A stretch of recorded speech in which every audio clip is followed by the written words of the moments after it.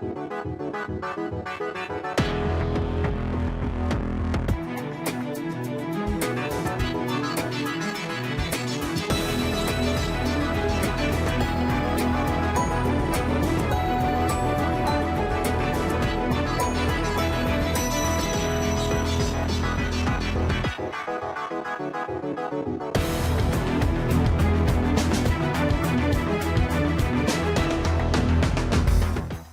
joining us for this Thursday's edition of Alaska Weather on this 4th day of November 2021. I'm Dave Percy, a meteorologist with the National Weather Service, hosting today's show.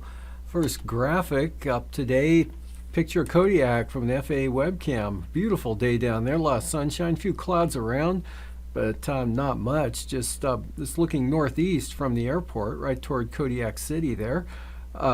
And then I believe Pillar Mountain just to the left of the just to the left of the city there. Otherwise, beautiful day down there. But go north and things change, especially as you get into the Kenai Peninsula. We'll see that Soldotna. This is Soldotna where the rain. They had about 7/10 of an inch of rain the last 24 hours. Frontal system stalled out across south central Alaska, Kenai Peninsula. But that changed to snow about 11 a.m. And you can see they're getting looks like couple inches falling since then, and same sort of thing going on at Kenai and also at Seward and places in between. But north of Homer, clearing out at Homer, is that clear area from Kodiak now extending into southern Cook Inlet now, and the precipitation ending. But change over to snow for a change here over the Kenai Peninsula during the afternoon hours today, or by late morning and into the afternoon. Anyway, from there, moving on, there are no watches, warnings, or advisories anywhere around the state for the next day or so. No big storms in sight, even out in the west there, the Bering Sea area. And from there, taking a look, this is Northern Lights. Forecaster from Juneau took a picture here and posted it, and some pretty good shots. The next one here kind of giving a straight up look there. You can see the trees for a scale, and good photos of a Northern Lights event last night over in Juneau. Nice to have the clear skies. Otherwise, satellite imagery showing a lot of clouds over southern Alaska associated with that stalled out weakening front and that moisture spreading up into the interior, but most of precipitation producing moisture staying over south central Alaska. Susitna Valley had about 1 to 2/10 of an inch of water equivalent rainfall. Rainfall at lower elevations. Temperatures this afternoon in the 40s there, lower 30s, right around freezing over the Kenai Peninsula this afternoon. Some colder air sneaking in to the Cook Inlet area there, but warms back up down in the sunshine from Kamishak, Kachemak Bays down to Kodiak Island, and some breaks over Bristol Bay as well. And the gusty north winds from north to south, cold air coming out of the Russian Far East through the Bering Strait. We had winds gusting at Point Lay from the northeast up to about 30 miles an hour, and gusts just under 40 miles an hour at Gamble, 37 miles an hour peak wind gusts from the north there. And Pribilof's even stronger winds, northwest 40 to 45 miles an hour gusts, and yet even stronger winds, Alaska Peninsula 45 to 50 mile an hour wind gusts, strongest around Cold Bay. And winds starting to come down now, snow showers over the eastern Aleutians, winds slowly starting to come down in that area. And some light rain spread over the southern southeast coast there with a system and a mass of clouds weakening as it moves northward. About 1 to 2/10 of an inch fell over the southern southeast coast today in some locations, dry back up to the north. And rolling this through once again, you can see general southeast wind flow continues to bring the warm air in into south central Alaska and into the central interior areas to a point. Below freezing north and west of the Alaska Range, though, and the warm air again starting to get eroded away by the colder air in Cook Inlet. But the big push of the cold air is down through the Bering Sea, eastern Bering Sea, and then down across the Alaska Peninsula. On the chart today, you can see the low pressure over northeast Bristol Bay, just kind of moving inland a little bit there, give or take, and the front stalled out yet. Again, 24-hour rainfall amount, a little over 2 inches at Seward, so a continuous light rain event there. Adding up to about, again, 2 inches, and Kenai Lake about an inch, and let's see, a little over an inch, 1¼ inch, 1 inch even at Mount Alyeska, same time period there, mixing with snow this afternoon down to about, say, 1,200 feet or so, or maybe changing all the way to snow at this time. with the chillier air coming in. Otherwise, the rain moving into the southern panhandle, and the interior pretty dry, dry from the eastern North Gulf Coast into the central interior all the way up to the Arctic coast there. A little bit of flurry condition catching the eastern Arctic coast, but the winds of 30 to 45 miles an hour occurring along the coast of Mackenzie River Bay. And then again, the stronger winds there with that gradient through the eastern Bering Sea, lightening up. Pretty good conditions, high pressure out over the western Aleutians. And forecast for tonight, same sort of pattern, north to northwest winds, slowly diminishing but staying pretty gusty across the eastern Bering Sea, remaining off the coast, but blowing right across the Alaska Peninsula with maybe 1 to 3 inches of snow accumulating on the Bering Sea side of the peninsula. And chance of rain or snow showers, Kodiak Island, and that front really continues to wash out. Areas of light snow and light rain change to showers, and those begin to scatter out and diminish, especially after midnight in toward morning, really washing out there. Another front developing over the Queen Charlottes starts to bring rain and wind into the southern panhandle late tonight, and especially into tomorrow. One surge comes northward, so pretty gusty winds into the southern southeast coast there, and rain possibly moderate, maybe briefly heavy at times, with no big heavy rain event. And chance of rain and snow showers, North Gulf Coast. Snow showers continue, gusty winds slowly diminishing. We kind of move inland a little bit along the coastline, so maybe a little breezier over the inland areas of Yukon-Kuskokwim Delta than today. Seward Peninsula, about the same. Basically dry along the Arctic coast, offshore flow keeping the area snow to the west, and rain and snow showers for the Alaska Peninsula. That continues, but to a much lesser extent on Saturday. A little milder, weaker northwest flow, and rain and snow south central Alaska, depending on your elevation, time of day. Could be snow down to sea level at times in that pattern, but kind of wait and see right now. Throw a mix in there right along the coast. Snow with, again, up in elevation and latitude northward there, but dry over the central and northern interior areas.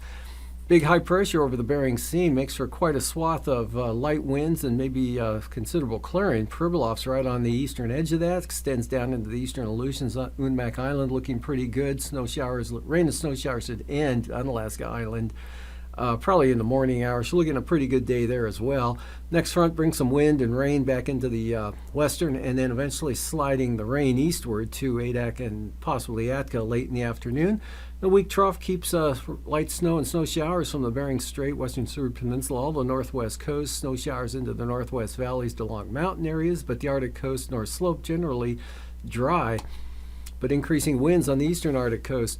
And for the lows tonight, in the upper 30s to lower 40s for the Panhandle, otherwise Copper River Basin, Kuskokwim Valley in the teens, 20s to lower 20s in the Susitna Valley, lower 30s.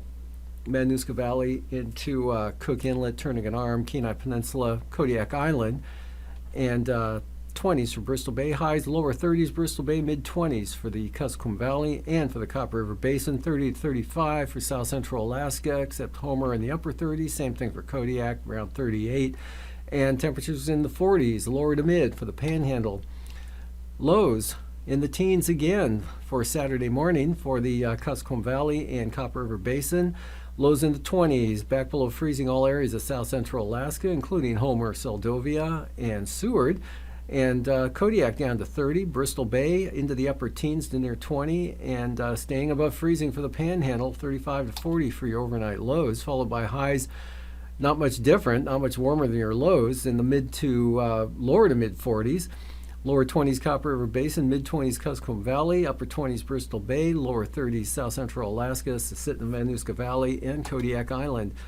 And up north there, lows 5 to 15, North Slope, Brooks Range in the Arctic coast, in the teens in the central interior, lower 20s, Seward Peninsula to the Bering Strait coast, St. Lawrence Island, followed by highs in the 20s everywhere tomorrow, except teens, call it 15 to 20 for the North Slope and Arctic coast, lower 20s right along the coastline, followed by lows again 5 to 15, Brooks Range on out to the Arctic coast, and mid to upper teens for the central interior, and 18 to 22 for the Seward Peninsula, down to a shade under 20 for St. Lawrence Island, and upper teens for the Kuskokwim Valley, followed by highs in the mid-20s, central interior, and 20 to 25 for the Brooks Range, Arctic coast and North Slope, upper 20s, Seward Peninsula, St. Lawrence Island.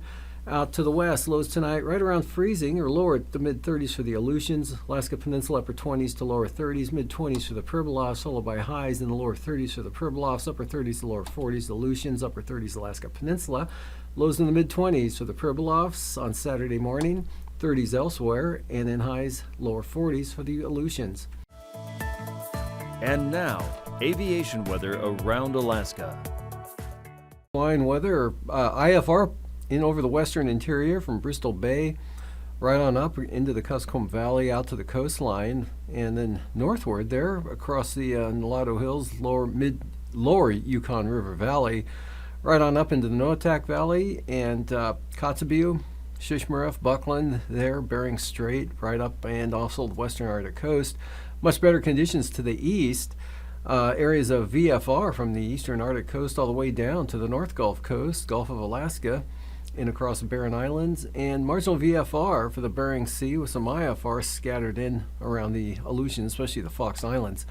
And for the afternoon, we've got IFR shifting eastward there along the Alaska Range, having a little trouble getting over the mountains. It looks like it'll bank up along the Alaska Range there and begin to become marginal along the upper Yukon River and then toward the eastern or the western flats, the Yukon Flats there. IFR northwest coast to about the central Arctic coast. Marginal VFR for the Bering Sea. Aleutians pretty marginal, maybe some breaks around the Alaska Peninsula. Kodiak Island becoming VFR, Panhandle, areas of VFR in the afternoon on the inside waters. And for the morning, we've got IFR there, again, up to the Alaska Range, so covering much of the northern Kuskokwim Valley, proving as you head south towards Sleepmute and Bristol Bay, looking with some VFR, also the North Slope, eastern and central North Slope Arctic coast, VFR, marginal VFR, Bering Sea, some IFR slipping up into the west central Aleutians, and then IFR in the northwest coast, northwest interior, right on into the central interior and southward. And Cook Inlet looking pretty good, Kodiak Island VFR, and some marginal VFR slides into Cook Inlet in the afternoon. Kodiak stays VFR, some areas of VFR in the central Bering, Fox Islands, western Alaska Peninsula, otherwise IFR, west central Aleutians, and still IFR in over the west and west central interior and along the southern slopes of the Brooks Range. Northern Panhandle, IFR, becoming VFR down to the south and then toward Dixon Entrance. St. Lawrence Island, mostly VFR, as well as Bristol Bay. And for the passes, Anatuvik and Adigan, VFR, either approach tomorrow, looking good up that way, and for Lake Clark and Merrill, those conditions now in the western entrance could possibly be IFR throughout the day, otherwise marginal through the pass, and same trend for rainy, possible IFR western entrance. And windy, starting out VFR, gradually increasing moisture, possibly becoming marginal VFR during the afternoon hours. And Isabel stays VFR. Mintasta, look for lower conditions north of the mountains there, northern entrance, marginal VFR, risk of IFR. And for the Tanita Pass, west entrance VFR, otherwise occasionally marginal, especially on the east side. Portage, east entrance marginal VFR, and maybe better on the western entrance. Chilkoot and White, IFR. Freezing levels at the surface across southern Bering Sea near the Pribilofs, cutting across Bristol Bay, Kodiak Island, just south of the North Gulf Coast, central Panhandle. 2,000 feet up to the eastern North Gulf Coast, kind of a warm pocket up there over the eastern interior. And for icing, areas of isolated moderates showing up over the northern Panhandle, maybe the southern southeast coast, and some of that slipping up to the eastern North Gulf Coast. That'd be mostly of the Rime variety. Same thing for the Alaska Peninsula. And the heavier icing still to the southwest of the western Aleutian areas. Another zone of some possible icing potential there along the Yukon Delta coast, Norton Sound, western Seward Peninsula, up to the northwest coast. And the jet stream, northwest to southeast trough, right from the Russian Far East down along the southwest coast of Bristol Bay, and then angling into the Queen Charlotte. So we've got east and southeast flow, turns southeast over the interior up to 75 knots.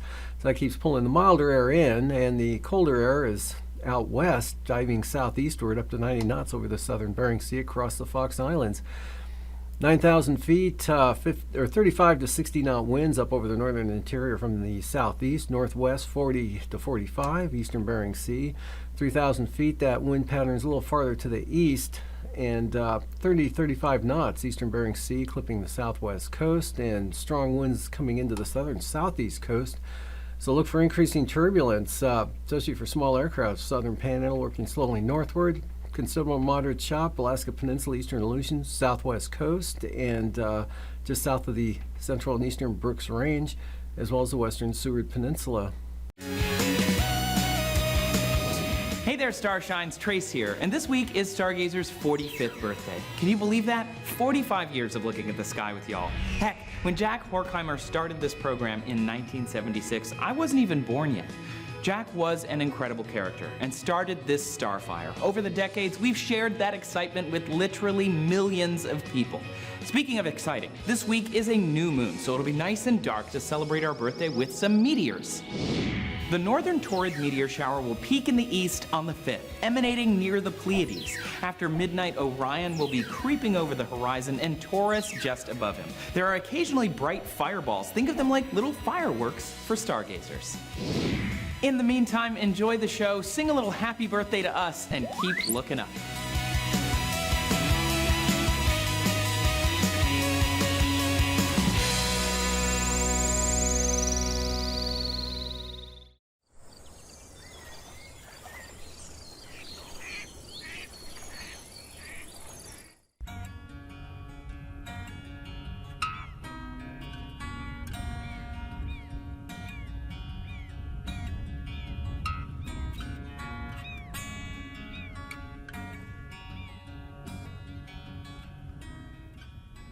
The Yukon Flats National Wildlife Refuge is a refuge in Alaska. It's the third largest refuge in the National Wildlife Refuge System. North of Fairbanks, it's a vast ecosystem of wetlands. What drives this refuge are natural forces of fire, ice, and water. The Yukon Flats has got a really interesting history. Back in the late 50s, early 1960s, there was a proposal to dam the Yukon River down by Rampart, which is downstream of the Yukon Flats. And it was a hydroelectric proposal. And so in order to assess the merits of that proposal, people got together because they were a little bit concerned about what the impacts might be on the Yukon Flats, the habitat, and all the people living within the Yukon Flats Refuge. There's quite a few people living within the refuge. We have 7 villages. So in order to figure out how special the Yukon Flats was, the Fish and Wildlife Service banded over 40,000 ducks within the Yukon Flats. And using the band return information, they found out that those ducks were using 45 of the 50 lower 48 states. They were using 7 foreign countries, and they were using most of the provinces over in Canada, as well as all the major flyways down in the lower 48. And so that identified that the Yukon Flats was a special breeding area, and that information, along with a lot of other public information that was gathered during that whole process, really ensured that the dam never did go in, and thus the habitat was preserved. So what that did is it really highlighted the national importance of this area and how important conserving this particular area is for conserving many other natural areas in the lower 48 and even across the continent.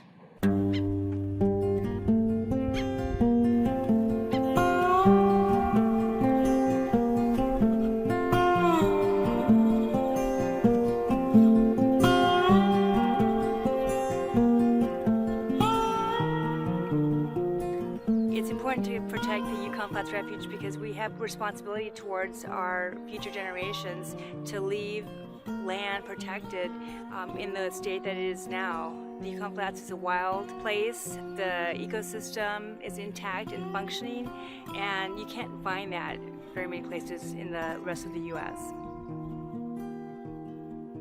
The Yukon Flats Refuge is among the most important places for ducks. So each spring, millions of ducks, and in addition to shorebirds and geese, raptors and loons, they all fly to the refuge to nest and rear their young and The reason they are attracted to this area is because it has really enriched wetlands. There are lots of nutrients in the wetlands that provide a lot of food for the growing young. We also have a lot of predator, prey species like bears and black bears, grizzly bears, wolves. We also have a lot of moose and fur bearers that use the refuge. So overall, there's just a great diversity of both upland, lowland, and migratory bird species that use the refuge. Most people know the flats as a duck nursery, and that was one of the main purposes that was designed for, but a lot of recent research over the last decade has really illustrated how important it is to a variety of native endemic fish species for subsistence and recreational and commercial fisheries throughout the entire Yukon River Basin and out to supporting commercial fisheries out to the Bering Sea as well. So it supports a variety of different whitefish and salmon species, the northern pike, a little bit of everything that people rely on as cultural identities, but also for subsistence resources and where people go to recreate and enjoy being outside.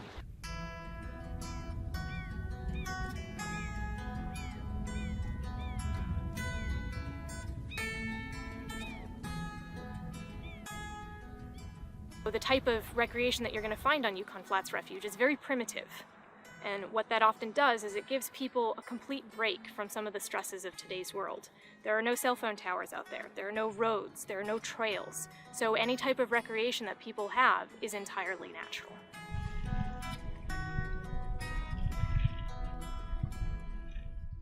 The lands and waters within the Yukon Flats National Wildlife Refuge are open to the public to enjoy. And that's a really important tenet upon which the United States is built.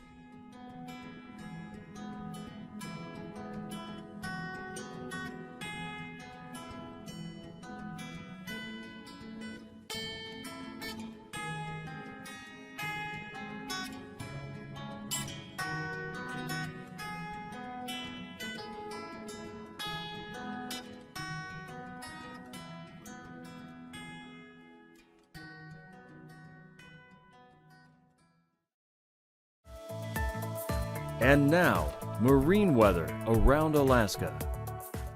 Well, this is the sea ice analysis from November 2nd, and comparing it to today's on November 4th, you can see, went a little far there, you can see it thickening up north of the Arctic coast, or that thinner area there beginning to close off a little bit, and definitely that area expanding over from the Russian Far East towards, say, Kivalina, a little over halfway now, and still filling in over the Chukchi Sea, as well as around Kotzebue Sound and southern and eastern Norton Bay, or Norton Sound. Norton Bay iced over now.